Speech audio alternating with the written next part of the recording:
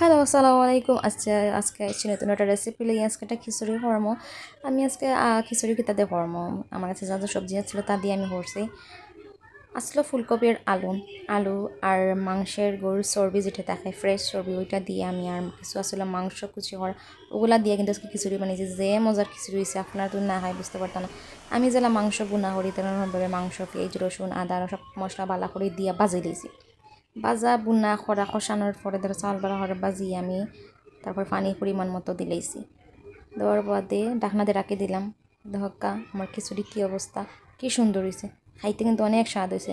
Last time ধন্যবাদ পাতা কিছু দিলাইছি দিয়া এক সাইড করি তাছাড়া দিয়া নামাইতে দিয়েছি। অনেক মজা হয়েছে। আপনারা সাইডে যদি চাইন আরও সবজি দিতে পারো। আমার কাছে যা ছিল সবজি তা আমি দিছি, কিন্তু খিচুড়িটা কিন্তু অনেক মজা হয়েছিল কি তা কইতাম। আর কামড়ে কামড়ের কিন্তু চর্বি পড়ছে, ফুলকপি আলু সেই রকম স্বাদ হয়েছে। আপনারাও কিন্তু খাইতে পারবো। ওই হোক ও মজার, মিস করবো না। সাথে কিন্তু আসলে একটা বেগুন ভাজা সেই লাগছে। ধন্যবাদ সবাইরে আমার ফুল ভিডিও দেওয়ার জন্য। ধন্যবাদ। আসসালামু আলাইকুম।